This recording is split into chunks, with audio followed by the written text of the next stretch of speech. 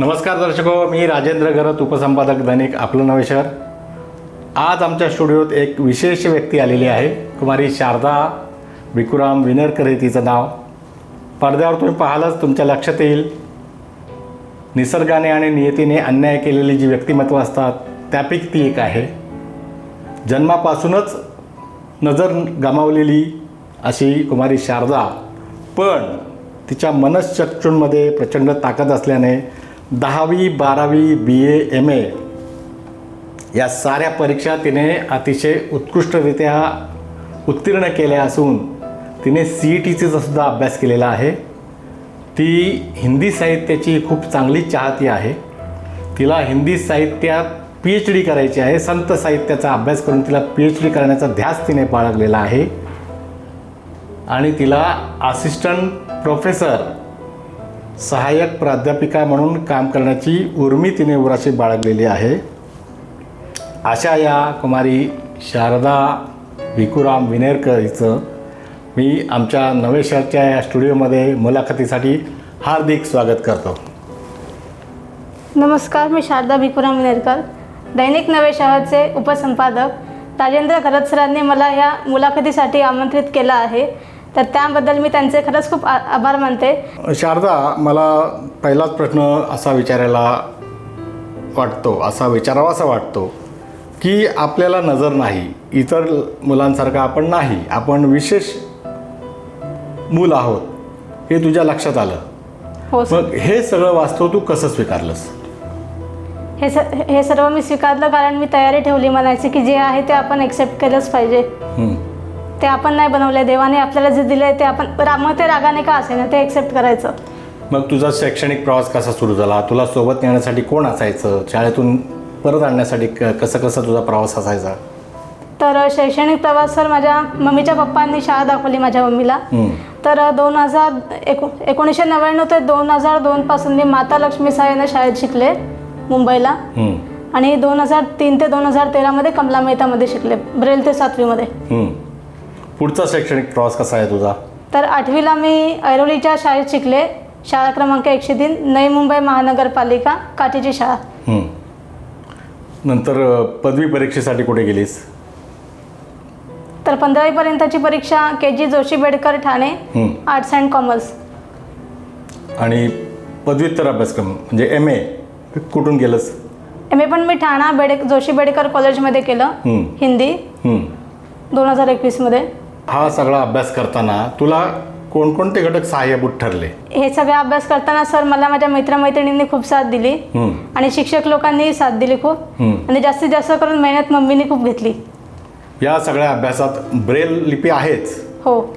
पण माझ्या माहितीप्रमाणे मोबाईलवर सुद्धा बरंच काही ऐकता येतं आणि त्याच्यातून अभ्यास आपल्याला पुढे नेता येतो. हो सर. मोबाईलची किती तुला मदत आहे? मोबाईलची मदत तर सर मला भरपूर आहे. जसं की आता मला एखादा टॉपिक काय हवा असेल तर मी यूट्यूबमधून शोधून ऐकते, तर मोबाईल मला भरपूर मदत करतो. अभ्यासाव्यतिरिक्त तुला काय आवडतं? अभ्यासाव्यतिरिक्त मला घरातले कामं करायला आवडतात. कोणती? किचनची कामं आवडतात. अरे वा. किचनमध्ये लोडवोड केली म्हणून आई दम देत नाही का तुला? नाही सर. काय करतेस का किचनमध्ये जाऊन? किचनमध्ये म्हणजे ही वस्तू कुठे ठेवली आहे, कुठे काय ठेवलंय ते शोधत बसते. अच्छा. तुला इतर तुझे काय छंद आहेत? इतर म्हणजे मला सर किशोर सॉंग ऐकायला आवडतात, आणि सर्वात आवडता चॅनल म्हणजे DD नॅशनल हिंदी प्रेमी, तो आवडतो ऐकायला. बरं. आणि बाकी छंद तुझे? अभ्यास, संगीत व्यतिरिक्त बाकी छंद काय? बाकी कम्प्युटर आवडतो, आणि फिरायला जायला आवडतं, शॉपिंग करायला आवडते. अरे वा. आणि जास्तीत जास्त म्हणजे टीव्हीतल्या जाहिराती बघायला आवडतात मला. तुला फिरायला कुठे तू पर्यटन केलेलं आहेस? फिरायला तर मी सर देवस्थान लोणावळ्याला गेलेली आहे 2009 साली, आणि शिर्डीला पण गेले. बरं. शिर्डीला जाऊन काय तिथं साईबाबांकडे काय मागितलंस तू? तल्लभ बुद्धी मागितली. अरे वा. तुला भावंड किती? भावंड माझा भाऊ आहे छोटा, साहिल विनेरकर. काय करतो तो? तो डॉक्टर आहे सर, MD. अच्छा. मग त्याच्यापासून तुला काय शिकायला मिळतं, जरी तो लहान असला तरी? सर लहान असला तरी त्याच्याकडनं मला खूप काही शिकायला मिळालं आहे. जसं की आपली परिस्थिती ब्लाइंड आहे म्हणून आपण मागे नाही राहायचं, तर तिला पण स्वावलंबी होऊ दे, हे त्याच्याकडनं मला शिकायला मिळतं. तुम्ही भावंडात मस्ती होते का? मारामारी होते? मारामारी नाही सर, पण मस्ती जरूर होते. छान छान छान. आणखी एक प्रश्न मनात येतो, कारण आम्ही डोळस लोकांनी सिनेमात दिसणारे काही दृश्य बघून किंवा कादंबरी, कथा, मालिका याच्यात अंधांबद्दलची माहिती घेऊन आमच्या मनात काहीतरी ठोकताळे असतात हो सर. की पायऱ्या उतरायच्यात, वळायचं आहे, हां जिने चढायचेत. तर हे तुमच्या लक्षात कसं काय राहतं? तर आम्हाला सर मोबिलिटी ट्रेनिंग दिलं जातं, स्टिक घेऊन कसं चालायचं. तर त्या ट्रेनिंगमुळे आम्हाला लक्षात येतं की पायऱ्या चढायच्या कशा, उतरायच्या कशा, ते सगळं ट्रेनिंग दिलं जातं आम्हाला. अंतर वगैरे कसं काय तुमच्या लक्षात ठेवता तुम्ही? किती अंतर आपण पुढे आलो? एखादा बसमधून तुम्हाला उतरायचं आहे, आपला बस स्टॉप येतोय, हो. हे कसं काय लक्षात ठेवता तुम्ही लोक? कसं सर सांगू का? आता समजा मला वाशीला उतरायचं आहे, तर मी 5 स्टेशन लक्षात ठेवते.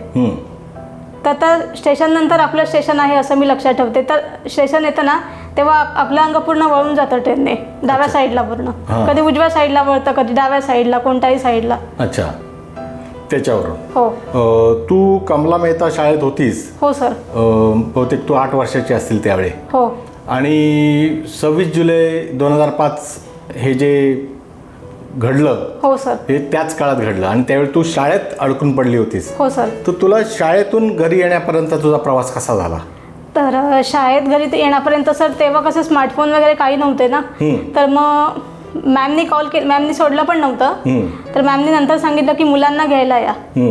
तर पूर्ण मजल्यापर्यंत पाणी घुसलं होतं. तर आम्ही ब्रेड आणि बिस्किट खाऊन राहिलं, तर ते दिवस मी अजून नाही विसरणार. अच्छा, तुला ते शाळेतून इथं घरी पोहोचायला किती काळ गेला, किती वेळ लागला? किती सर? साधारणपणे 15-20च्या पेक्षा पण जास्त असेल. 15-20 तास? हो, त्याच्यापेक्षा पण जास्त. तुझं आजोळ हो सर. रत्नागिरी जिल्ह्यातल्या खेड तालुक्यातलं शिवथर. हो सर. तुझं गावी किती येणं जाणं होतं? गावी आम्ही येतो सर, जसं मे महिन्यामध्ये येतो, होळीमध्ये एवढं पण नाही, पण येतो आम्ही. तुझ्याबद्दल तुझी जी चुलत भावंड, मावस भावंड, मामे भावंड आहेत, हो. इतर नातेवाईक आहेत, आत्या, मामा, काका, मावश्या, हो सर. तुझ्याबद्दलची भावना कशी आहे त्यांची? आहे सर, म्हणजे त्यांनाही सुरुवातीला वाटायचं की ही ब्लाइंड आहे, मग ही कशी शिकणार, हे कसं काय करणार. त्यांना पण खूप वाटायचं, पण माझ्या मम्मीने त्यांना पण दाखवून दिलं की भले ती ब्लाइंड असू दे, पण ती सगळं काय करू शकते, असं माझ्या मम्मीने दाखवून दिलं त्यांना. मग आता दाखवून दिल्यानंतर तुझ्या प्रती बघण्याची त्यांची नजर, त्यांचा रवैया, हो, हां त्यांचा दृष्टिकोन, याच्यात काय फरक पडल्याचं जाणवतं त्यांच्या वागण्या बोलण्यातून? फरक सर, पूर्वी खूप बोलायचे लोक, पण आता कोणच नाही बोलत. हां, कारण त्यांना तू तुझ्या वागण्यातून चोख उत्तर दिलेलं आहेस. हो सर. बरोबर आहे. हो. तुला आता तू PhD करणार आहेस, तू संत साहित्यावर पुस्तक लिहिणार आहेस, किंवा आणखी काय तुझी स्वप्न असतील, हो. या व्यतिरिक्त तुला आणखी पुढं काय काय करायच्या इच्छा, म्हणजे ज्याला आपण बकेट लिस्ट म्हणतो, तर तुझ्या बकेट लिस्टमध्ये काय आहे? तर सर इच्छा तर माझ्या तसं म्हणायला गेलं तर PhD करून मला हेल्दी लाईफस्टाईल हवी आहे, ती तर सगळ्यांना गरजेची असते. आणि मेन म्हणजे सर्वात महत्त्वाची गोष्ट म्हणजे स्वतःचं मकान. अच्छा, स्वतःचं घर तुला उभारायचं आहे. हो सर. आता एक थोडासा नाजूक आणि खाजगी प्रश्न विचारतो. चालेल सर. आता तुझं वय आहे 29 वर्ष. हो. बरोबर आहे. हो. प्रत्येकाला जीवनात जोडीदाराची आस असते, हो सर. सहकारी असावा, आयुष्य आपण ज्याच्याबरोबर घालवायचंय हो सर. ती व्यक्ती हवी. तर तुझं त्याबद्दलचे काय विचार आहेत, काय भावना आहे तुझ्या मनामध्ये? सर माझ्याबद्दल दोन्ही वाटतं, म्हणजे कधी नाही सुद्धा वाटतं आणि कधी हो सुद्धा वाटतं. नाही का वाटतं? नाही का सांगू का सर? कारण जसं आपण इतर मुलींचं बघतो की हे झालं, हुंडा न दिल्यामुळे तिला त्रास दिला गेला, छळलं गेलं, तशी आपली अवस्था झाली तर आपल्या पॅरेंट्सचं काय होणार, आपलं काय होणार? बरोबर. आणि हो का वाटतं? आणि हो वाटतं की सर जर का समजा भले तो आपल्यासारखा असला मिळाला तर वेळप्रसंगी तो आपल्यावरती रागवेल, ओरडेल, वेळप्रसंगी जवळ सुद्धा घेईल. बरोबर आहे.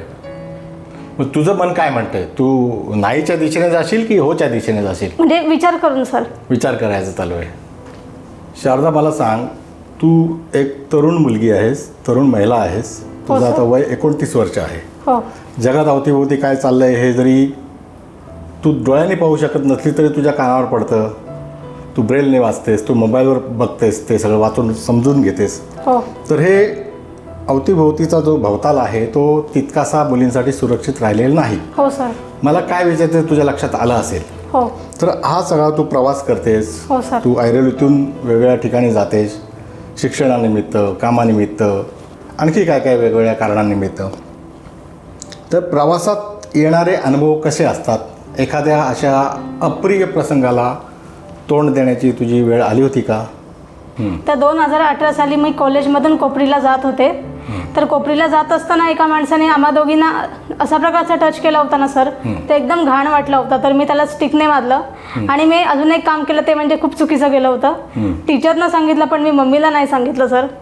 तर आणि हे पण शिकायला मिळालं की स्वतःचं संरक्षण कसं करायचं. आणि दुसरी एक गोष्ट शिकायला मिळाली की मम्मी पप्पांपासून काही लपवायचं नाही. बरोबर. तर आणि अजून एक प्रसंग घडला होता माझ्या बाबतीमध्ये.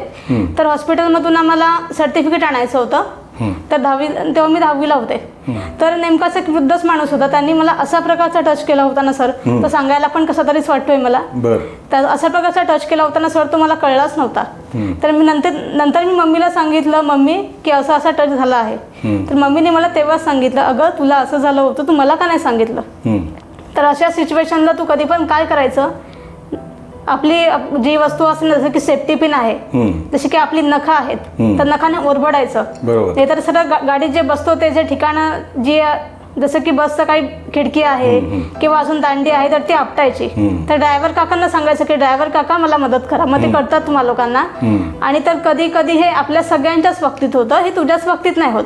पण तू मला का नाही सांगितलं. बोलली मग इथून पुढे तुला जर का असं वाटलं तर काही घाबरायची गरज नाही, सरळ आपलं स्वतःचं संरक्षण तू स्वतः करू शकते. तर स्टायलसचा वापर मी जास्तीत जास्त करून करते. मला सांग, आता तू बऱ्यापैकी वेगवेगळ्या अनुभवातून गेलेली आहेस. हो सर. तुझा शैक्षणिक प्रवास खूप चांगला आहे, दमदार आहे, उत्साहवर्धक आहे. तर तू पुढे काय बनायचं ठरवलं आहेस? तुझ्या मनाशी काहीतरी योजलं असशील की मला या जागेवर पोचायचं आहे. तर तू काय असं मनाशी काय ठरवलंस की मला काय व्हायचं आहे, मला काय समाजाला करून दाखवायचं आहे, याच्याबद्दल काय सांगशील? तर मला सर वेगवेगळ्या प्रकारच्या गव्हर्नमेंटच्या एक्झाम द्यायच्या आहेत आणि असिस्टंट प्रोफेसरची तयारी करायची आहे आणि PhDचं मी तुम्हाला सांगितलं ते करायचं आहे. आणि मेन म्हणजे कम्प्युटर शिकायचं आहे, ती काळाची गरज आहे आता. आणि मेन म्हणजे सर्वात मोठं स्वप्न म्हणजे मला स्वतःचं घर घ्यायचं आहे. अरे वा. जेणेकरून मी स्वतःच्या पायावर उभी राहीन आणि मला कोणावर अवलंबून नाही राहायचं आहे. आणि दुसरी एक गोष्ट म्हणजे आपल्या समाजामध्ये भले लोकांनी किती नावं ठेवू दे, आपण जगून घ्यायचं आपलं लाईफ, हे मला ठरवायचं आहे मनाशी. एक प्रसंग मला आठवतो की माझ्याकडे एक फोटो असा आलेला आहे की तू उत्तीर्ण झाल्यानंतर तुकाराम मुंडे जे नवी महानगरपालिकेचे आयुक्त होते, हो सर, त्यांच्या हस्ते तुला प्रमाणपत्र देऊन तुझा सत्कार करण्यात आला. हो. काय भावना दाटल्या तुझ्या मनामध्ये त्यावेळी? सर त्यावेळी मला कोणती गोष्ट आवडली माहिती आहे, ते सर जेव्हा गिफ्ट देत होते तेव्हा त्या सरांनी हलकीशी स्माईल दिली होती आणि त्या सरांनी मला प्रेमाने जवळ घेतलं, ती गोष्ट मला खूप आवडली. आणि मेन म्हणजे मला हे खूप आवडलं की मोठ्या लोकांना मला भेटायला मिळालं, की आपली ओळख काय आहे हे आपण दाखवू शकलो आणि आपण अजून भरपूर काय काय करू शकतो हे ते सर्टिफिकेट दिल्यावर मला शिकायला मिळालं. आणि अजून सर्टिफिकेट दिल्यावर जो आनंद असतो तो मला घ्यायला खूप मिळाला. छान. सार्वजनिक जीवनात वावरताना जसे की गणेशोत्सव, नवरात्रोत्सव, आपले वेगवेगळे सण, हो, त्यावेळी तू स्वतःला अशी सहजपणे तू सादर होतेस का सार्वजनिक ठिकाणी कार्यक्रमातून? तुला गायला, तुला बोलायला असं संधी मिळते? गायला वगैरे संधी मिळते सर. आणि नवरात्रीमध्ये जास्तीत जास्त करून मी जसं की प्रदर्शन वगैरे आहे की अजून काय आहे ते बघायला मला माझी मम्मी जरूर नेते. आणि अजून काय असेल जसं की कुठे काय मुलींसाठी अजून काय काय आहेत, जसं की रोजगाराच्या संधी असतात किंवा अजून काय बऱ्याच काही गोष्टी असतात, त्या टेक्नॉलॉजीज निघाल्यात, त्या पण मम्मी दाखवायला नेते मला. या मुलाखतीतून ही मुलाखत हजारो लोक बघतील, त्यातल्या 2 लोकांना जरी तुझ्यासारखं व्हावंसं वाटलं तरी पण ही मुलाखत कारणी लागली असं मी समजेन. तू इथं आलीस आणि आमच्या सर्व प्रश्नांना उत्तर दिलीस त्याबद्दल तुझे खूप खूप धन्यवाद आणि तुझ्या पुढील सर्व वाटचालीसाठी खूप खूप शुभेच्छा. धन्यवाद सर, तुम्ही मला या मुलाखतीत बोलवलं त्याबद्दल. दर्शक हो, कुमारी शारदा भिकूराम विनेरकर हिची मुलाखत आपणास कशी वाटली ते या मुलाखतीखाली असलेल्या कमेंट बॉक्समध्ये लिहून आपलं कमेंट अर्थात अभिप्राय जरूर कळवा. आणि आमचं नवेशरचं यूट्यूब चॅनल सबस्क्राईब करा, फेसबुक पेजवर लाईक करा, इंस्टाग्रामवर आमच्या सविस्तर अभिप्राय लिहा. धन्यवाद.